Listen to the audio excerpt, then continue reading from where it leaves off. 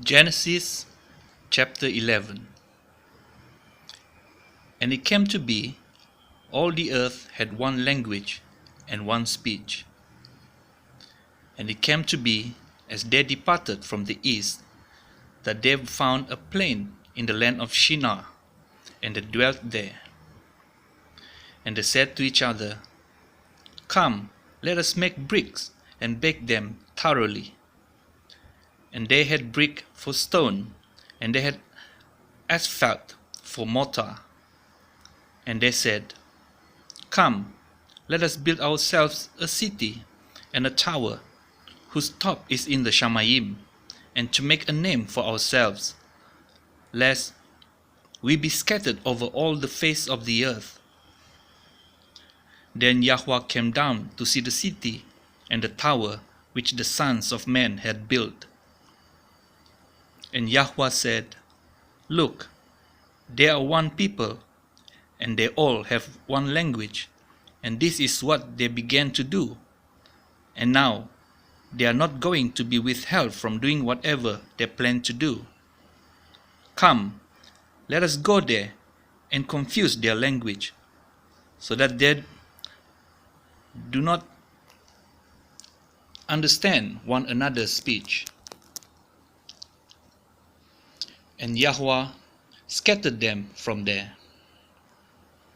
over the face of all the earth, and they ceased building the city.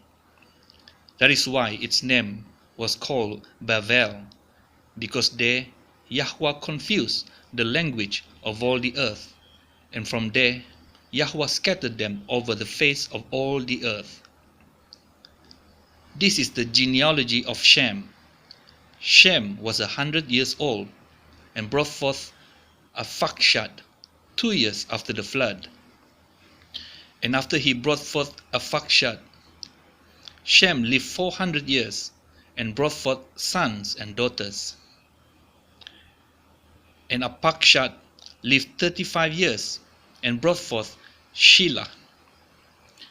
And after he brought forth Shelah, Arphaxad lived 403 years, and brought forth sons and daughters. And Shelah lived 30 years, and brought forth Ever. And after he brought forth Ever, Shelah lived 403 years, and brought forth sons and daughters. And Ever lived 34 years, and brought forth Peleg. And after he brought forth Peleg, Ever lived 430 years, and brought forth sons and daughters. And Peleg lived 30 years, and brought forth Reu. And after he brought forth Reu, Peleg lived 209 years, and brought forth sons and daughters. And Reu lived 32 years, and brought forth Serug. And after he brought forth Serug, Reu lived 207 years, and brought forth sons and daughters. And Serug lived 30 years, and brought forth Nachor. And after he brought forth Nachor, Serug lived 200 years, and brought forth sons and daughters. And Nachor lived 29 years, and brought forth Terah. And after he brought forth Terah, Nachor lived 119 years, and brought forth sons and daughters. And Terah lived 70 years, and brought forth Avram, Nachor, and Haran. And this is the genealogy of Terah. Terah brought forth Avram, Nachor, and Haran. And Haran brought forth Lot. And Haran died before his father Terah in the land of his birth, in Ur-Kasdim. And Avram and Nachor took wives. The name of Avram's wife was Sarai, and the name of Nachor's wife Milcah, the daughter of Haran, the father of Milcah, and the father of Yishka. And Sarai was barren, she had no child. And Terah took his son Avram and his grandson Lot, son of Haran, and his daughter-in-law Sarai, his son Avram's wife, and they went out with them from Ur-Kasdim to go to the land of Canaan. And they came to Haran and dwelt there. And the days of Terah came to be 205 years, and Terah died in Haran. Chapter 12. And Yahweh said to Avram, Go yourself out of your land, from your relatives and from your father's house, to a land which I show you. And I shall make you a great nation, and barak you, and make your name great, and you shall be a barakah. And I shall barak those who barak you, and curse him who curses you, and in you all the clans of the earth shall be baruch. So Avram left, as Yahweh had commanded him, and Lot went with him. And Avram was 75 years old when he departed from Haran. And Avram took Sarai his wife, and Lot his brother's son, and all their possessions that they had gathered, and the beings whom they had acquired in Haran, and they departed for the land of Canaan. And they came to the land of Canaan, and Avram passed through the land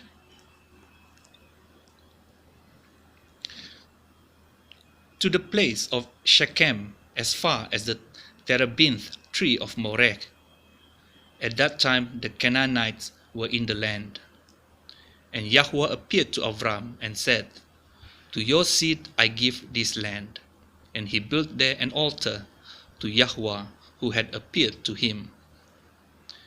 And from there he moved to the mountain east of Bethel, and he pitched his tent with Bethel on the west and Ai on the east. And he built there an altar to Yahweh, and called on the name of Yahweh. And Avram departed, continuing toward the Negev. And a scarcity of food came to be in the land. And Avram went down to Mizraim to dwell there, for the scarcity of food was severe in the land.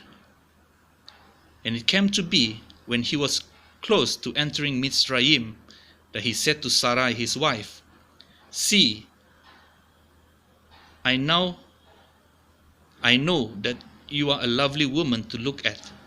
And it shall be, when the Mizrites see you, that they shall say, This is his wife, and they shall kill me, but let you live.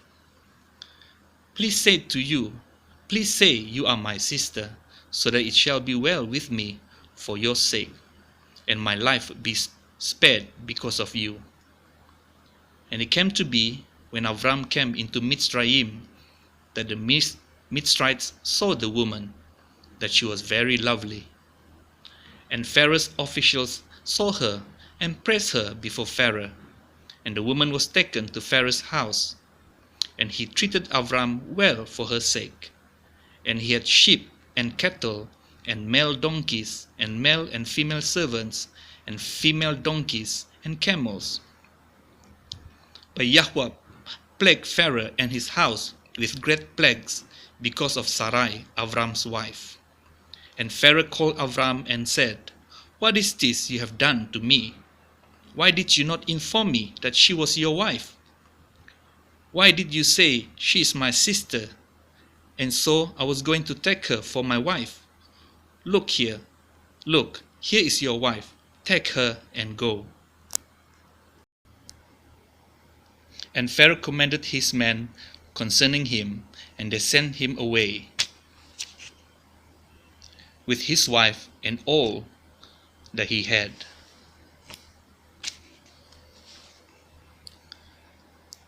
Chapter 13. And Avram went up from Mizraim into the Negev, he and his wife and all that he had, and Lot with him. And Avram was very rich in livestock, in silver and in gold.